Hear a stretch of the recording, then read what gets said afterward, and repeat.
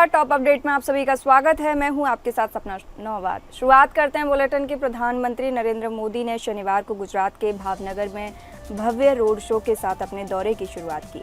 हजारों लोगों के स्वागत के बीच पीएम मोदी ने गांधी मैदान पहुंचे, जहां उन्होंने 34,200 करोड़ रुपए की विकास परियोजनाओं का उद्घाटन व शिलान्यास किया। इनमें समुद्र से समृद्धि जैसी योजनाएं शामिल हैं, जो राज्य के आर्थिक विकास को नई दिशा देंगी। इस दौरान पीएम मोदी ने कहा कि विकसित भारत के लिए हमें सभी क्षेत्रों में एक साथ काम करना होगा और अब हम जानते हैं कि विकसित भारत का रास्ता आत्मनिर्भर भारत से होकर गुजरता है। इसलिए हमें याद रखना है कि हम जो भी खरीदें स्वदेशी खरीदें, हम जो भी बेचें वो स्वदेशी हो। इस दौरान पीएम मोदी ने कहा कि मैं सभी दुकानदारों से आग्रह करता हूं कि आप अपनी दुकानों पर एक पोस्टर लगाएं जिसमें लिखा हो कि गर्व से कहो ये स्वदेशी है। प्रधानमंत्री नरेंद्र मोदी ने जब देश को अपने जहाज निर्माण को मजबूत करना चाहिए था, तब कांग्रेस सरकार ने विदेशी जहाज किराए पर लेना ज़्यादा बेहतर समझा।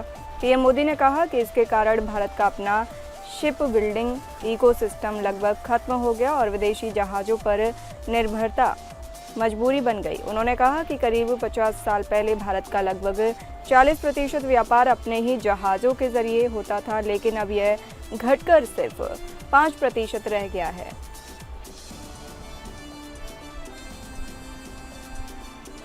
दून घाटी में आई आपदा में अब तक 30 लोगों की मौत हो चुकी है। चौथे दिन झारखंड निवासी वीरेंद्र सिंह का शव मजाड़ा में मिला। वहीं मसांदावाला कैंट से लापता प्रीतम सिंह पुत्र गंगावासी निवासी अमरोहा का शव सहारनपुर क्षेत्र और पुष्पेंद्र पुत्र प्यारेलाल निवासी अमरोहा का शव हरियाणा के यमुनानगर से बरामद हुआ। मालदेवता, सहस्त्रधारा, परवल समेत कई इलाकों से मंगलवार सुबह तक लोगों के नदियों और मलबों में लापता होने की सूचनाएं प्रशासन को मिली थीं।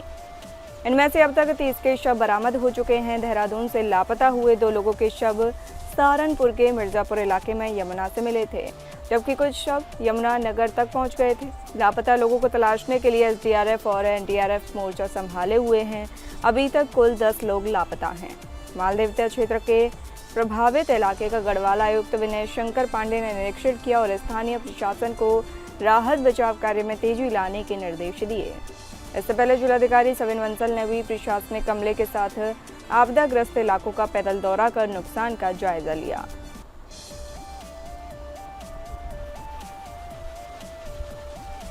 जम्मू कश्मीर के किश्तवाड़ में भारतीय सेना के जवानों की आतंकियों के साथ मुठभेड़ हो गई है। जानकारी के मुताबिक भारतीय सेना और आतंकियों के बीच शुक्रवार रात को 8 बजे मुठभेड़ शुरू हुई थी और अभी भी जारी है। भारतीय सेना ने बताया कि शुक्रवार की रात किश्तवाड़ जिले में अचानक से आतंकियों ने गोलीबारी कर दी, जिस पर सेना के जवानों ने जवाबी कार्रवाई में फायरिंग की। दोनों ओर से गोलियां चल रही हैं। सेना की व्हाइट नाइट कोर ने सोशल मीडिया प्लेटफॉर्म एक्स पर पोस्ट कर इसकी जानकारी दी। सेना ने अभी तक यह नहीं बताया है कि कितने आतंकवादी शामिल थे और कितने लोग हताहत हुए हैं। दरअसल किश्तवाड़ जम्मू के चेनाब घाटी क्षेत्र में स्थित है। यहाँ हाल के सालों में छुटपुट आतंकवादी गतिविधियां देखी गई हैं। सुरक्षा बल इलाकों में आतंकवादियों की तलाश में लगातार अभियान चलाते रहते हैं। बदायूं जिले के वजीरगंज थाना क्षेत्र में स्थित एक्सप्रेसवे पर शुक्रवार देर रात एक दर्दनाक सड़क हादसा हो गया। जानकारी के अनुसार एक तेज रफ्तार कार अनियंत्रित होकर हाईवे पर पलट गई, जिससे मौके पर ही 2 लोगों की दर्दनाक मौत हो गई। प्रत्यक्षदर्शियों के अनुसार कार की रफ्तार बेहद तेज थी और अचानक नियंत्रण खो बैठी। कार कई बार पलटी और बुरी तरह क्षतिग्रस्त हो गई। हादसे के तुरंत बाद स्थानीय लोगों ने पुलिस को सूचना दी। मौके पर पहुंची पुलिस ने शव को कब्जे में लेकर पोस्टमार्टम के लिए भेज दिया है। मृतकों की पहचान अभी नहीं हो सकी है, लेकिन पुलिस द्वारा उनके परिजनों को सूचना दी जा रही है। पुलिस का कहना है कि हादसे की जांच की जा रही है और यह पता लगाया जा रहा है कि कार किसकी थी और कहां से आ रही थी। इस हादसे ने इलाके में सनसनी फैला दी है और स्थानीय लोग सड़क सुरक्षा को लेकर चिंतित नजर आ रहे हैं। पुलिस ने लोगों से सावधानीपूर्वक वाहन चलाने की अपील की है।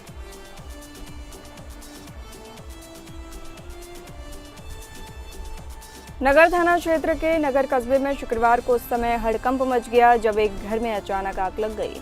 आग इतनी भीषण थी कि देखते ही देखते पूरे घर को अपनी चपेट में ले लिया।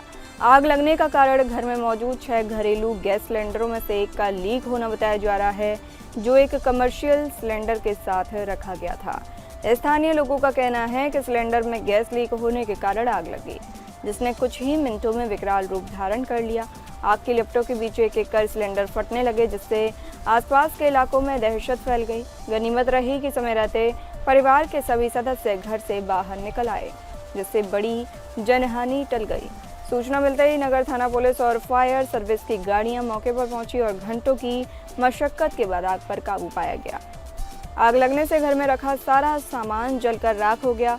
अब सवाल उठ रहा है कि एक ही घर में 6 घरेलू सिलेंडर आखिर कैसे मौजूद थे।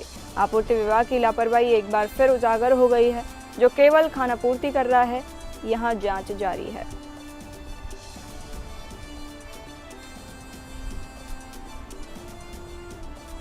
श्रावस्ती जनपद के कोतवाली भिनगा क्षेत्र के अकबरपुर गांव में देर शाम अज्ञात चोरों ने एक घर को निशाना बनाते हुए बड़ी चोरी की वारदात को अंजाम दिया। जानकारी के अनुसार फरीद खान के घर चोरों ने करीब 6 फीट ऊंची बाउंड्री फांदकर प्रवेश किया और अलमारी में रखे सोने चांदी के जेवरात चुरा लिए।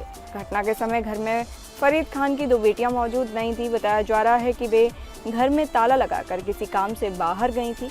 इसी का फायदा उठाकर चोरों ने घर में धावा बोला और बेशकीमती गहने लेकर फरार हो गए। फरीद खान मुंबई में रोजी रोटी कमाने गए हुए हैं और घर में बेटियां ही रहती हैं। चोरी की खबर फैलते ही गांव में हड़कंप मच गया और मौके पर पहुंची पुलिस ने जांच शुरू कर दी है, लेकिन अभी तक चोरों का कोई सुराग नहीं लग सका है। इस घटना ने पुलिस गश्त और सुरक्षा व्यवस्था पर सवाल खड़े कर दिए हैं। स्थानीय लोगों में दहशत का माहौल है और वे रात के समय जागकर पहरा देने को मजबूर हैं। मथुरा के थाना महावन क्षेत्र में पुलिस और बदमाशों के बीच जंगल में मुठभेड़ के दौरान अवैध शस्त्र फैक्ट्री का खुलासा हुआ है। मुठभेड़ में 3 कुख्यात बदमाश महेंद्र, सूरज और महेश के पैर में गोली लगी, जिन्हें मौके पर ही गिरफ्तार किया गया। एक अन्य बदमाश लाखन पुलिस टीम पर फायरिंग करते हुए भागने में सफल रहा, जिसकी तलाश अभी जारी है। मौके से पुलिस ने 3 तमंचे, 3 खोखा कारतूस, 4 जिंदा कारतूस, 2 मिस कारतूस बरामद किए हैं। साथ ही एक तैयार तमंचा, 5 अधवने तमंचे और हथियार बनाने के उपकरण भी जब्त किए गए। गिरफ्तार बदमाश महेश के खिलाफ पहले से ही डाका, गुंडा एक्ट और आर्म्स एक्ट समेत कई गंभीर धाराओं में मुकदमे दर्ज हैं। महावन पुलिस की यह कार्रवाई अपराधियों के खिलाफ बड़ी सफलता मानी जा रही है। फरार लाखन की गिरफ्तारी के लिए पुलिस दबिश दे रही है।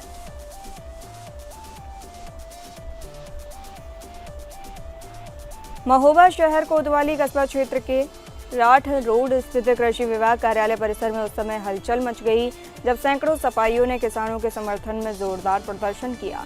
खाद की भारी किल्लत और फसल बीमा घोटाले को लेकर समाजवादी पार्टी के कार्यकर्ताओं ने सांसद अजेंद्र सिंह लोधी के नेतृत्व में जमकर नारेबाजी की और विभागीय कार्यालय का घेराव कर अपना विरोध जताया। प्रदर्शनकारियों का आरोप था कि किसानों को खाद नहीं मिल रही है, जिससे वे बुवाई नहीं कर पा रहे हैं। वहीं फसल बीमा योजना में घोटाला कर किसानों को उनके हक से वंचित किया जा रहा है। उन्होंने कृषि विभाग पर खाद की कालाबाजारी को बढ़ावा देने का आरोप भी लगाया। सांसद अजेंद्र सिंह लोधी ने चेतावनी दी कि यदि किसानों की समस्याओं का समाधान शीघ्र नहीं हुआ तो समाजवादी पार्टी उग्र आंदोलन करेगी। प्रदर्शन के दौरान सुरक्षा व्यवस्था के लिए पुलिस बल तैनात रहा। प्रदर्शन शांतिपूर्ण रहा, लेकिन सफाइयों के तेवर सख्त नजर आए।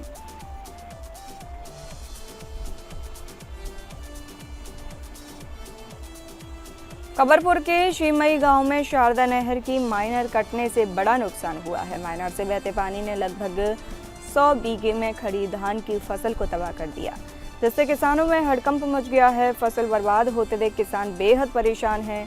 सूचना देने के घंटों बाद नहर विभाग के कर्मचारी मौके पर पहुंचे और मरम्मत का काम शुरू किया।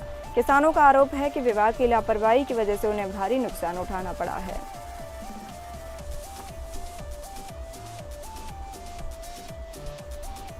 बहराइच के कैसरगंज थाना क्षेत्र के गंदूझाला गांव में आदमखोर भेड़िए का हमला थमने का नाम नहीं ले रहा है। दिन दहाड़े घर के बाहर खेल रहे 3 वर्षीय मासूम को भेड़िया उठाकर ले गया, जिससे पूरे इलाके में दहशत फैल गई है। बच्चे के लापता होने से परिजनों में कोहराम मचा हुआ है। वहीं सैकड़ों ग्रामीण उसकी तलाश में जुटे हैं। लगातार हो रहे हमलों से ग्रामीणों में भय का माहौल है और वन विभाग की भूमिका पर सवाल उठ रहे हैं।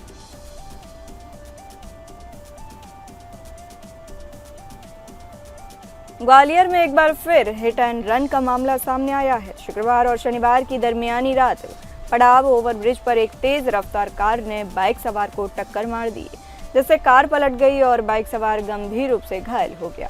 हादसे के बाद कार चालक मौके से फरार हो गया, लेकिन हैरानी की बात यह रही कि वह कार की नंबर प्लेट भी साथ ले गया ताकि वाहन की पहचान न हो सके।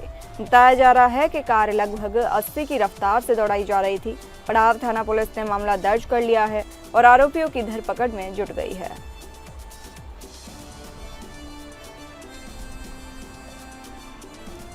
वेस्ट यूपी में हाईकोर्ट बेंच की मांग को लेकर मेरठ में वकीलों ने जोरदार प्रदर्शन किया। सैकड़ों की संख्या में वकील शहर के सबसे व्यस्त बेगमपुल चौराहे पर इकट्ठा हुए और मानव श्रृंखला बनाकर चौराहे को पूरी तरह जाम कर दिया।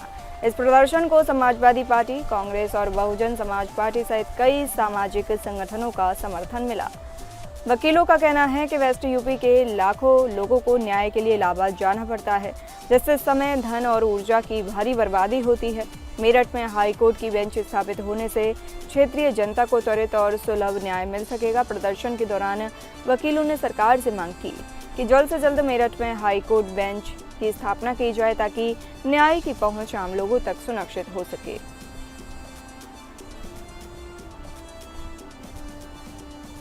मुरादाबाद के बिलारी क्षेत्र के मुड़िया जैन गांव के 6 लोग उत्तराखंड के देहरादून में बादल फटने से आई प्राकृतिक आपदा में जान गंवा बैठे, जबकि 3 अन्य अभी भी लापता हैं।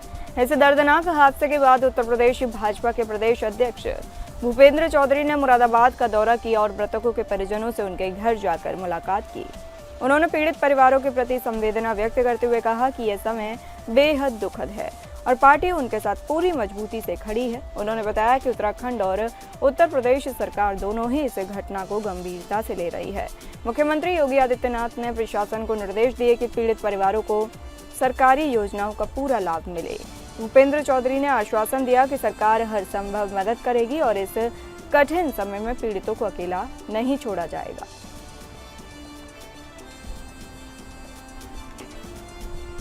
चलिए नजर डालते हैं अगली खबर पर। मुलुंड अरोली हाईवे पर ट्रांजिट मिक्सर ट्रक और लैंड क्रूजर की टक्कर के बाद ट्रक हेल्पर प्रहलाद कुमार चौहान के अपहरण मामले में फरार आरोपी प्रफुल्ल ज्ञानेश्वर सांखुके को रवाले पुलिस ने महाराष्ट्र के धुले जिले के शिंदखेड़ा से गिरफ्तार किया है। आरोपी को 19 सितंबर को हिरासत में लिया गया और अदालत ने उसे 27 सितंबर तक पुलिस कस्टडी में भेजने का आदेश दिया। घटना 13 सितंबर की शाम करीब 7:15 पर हुई थी, जब टक्कर के बाद कार चालक और मालिक ने ट्रक चालक व हेल्पर से मरम्मत के पैसे मांगे। पैसे न देने पर हेल्पर का अपहरण कर उसे पुणे के औंध स्थित एक फ्लैट में बंधक बनाकर रखा गया, जहां उसे वासी खाना खिलाया गया और धमकाया गया। जांच में सामने आया कि आरोपी दिलीप खेड़कर और उनकी पत्नी मनोरमा खेड़कर भी इस अपराध में शामिल हैं। मनोरमा पर सबूत नष्ट करने का आरोप है, जबकि डीवीआर हटाने वाले व्यक्ति की भूमिका भी जांच के घेरे में है। फिलहाल प्रफुल्ल सांखुके पुलिस हिरासत में है, जबकि अन्य आरोपी अभी फरार हैं। मामले की जांच रवाले पुलिस के अधिकारी दीपक खरात कर रहे हैं। रायपुर के मेकाहारा अस्पताल, जो राज्य का सबसे बड़ा चिकित्सा केंद्र है, वहां से एक चौंकाने वाला मामला सामने आया है। वार्ड 8 में एक नर्स का वीडियो सोशल मीडिया पर वायरल हो रहा है, जिसमें वह कंप्यूटर पर 52 पत्ती का गेम खेलती हुई नजर आ रही है। इस दौरान मरीज इलाज के लिए परेशान है और डॉक्टरों को पानी पीने तक की फुर्सत नहीं मिल रही। अस्पताल में दूर दराज से आए मरीजों की हालत गंभीर है, लेकिन जिम्मेदार स्टाफ अपनी धुन में मस्त दिखाई दे रहा है।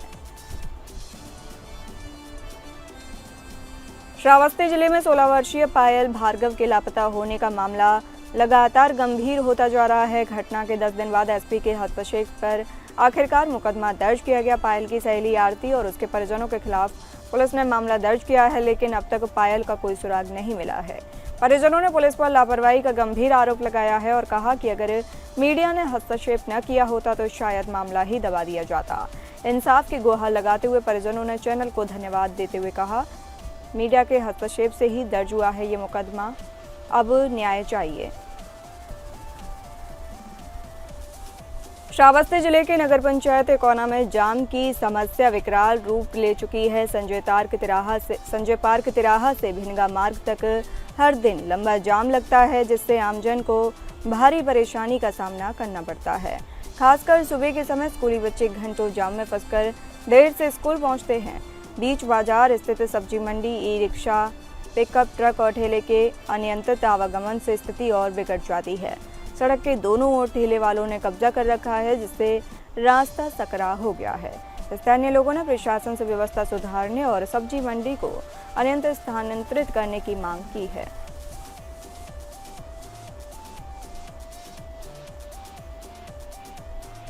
पाकिस्तान के रक्षा मंत्री ख्वाजा आसिफ ने कहा कि भारत के खिलाफ युद्ध होने पर सऊदी अरब पाकिस्तान की रक्षा करेगा। उन्होंने कहा कि ये समझौता रक्षात्मक है और नाटो के अनुच्छेद 5 के समान है। उन्होंने ये भी दावा किया कि पाकिस्तान के परमाणु हथियार सऊदी अरब के उपयोग के लिए उपलब्ध है। पाकिस्तान के रक्षा मंत्री ख्वाजा आसिफ ने इस्लामाबाद में पत्रकारों से कहा कि अगर भारत के खिलाफ युद्ध की घोषणा करता है तो सऊदी अरब पाकिस्तान की रक्षा करेगा। उन्होंने बताया कि इस हफ्ते पाकिस्तान और सऊदी अरब के बीच हुए समझौते में रणनीतिक पारस्परिक सहायता का प्रावधान शामिल है।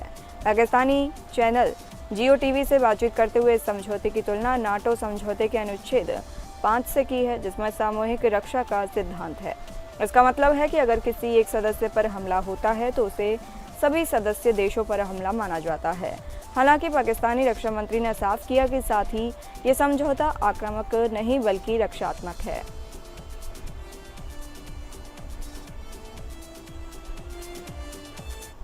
फिलहाल इस बुलेटिन में इतना ही। नमस्कार।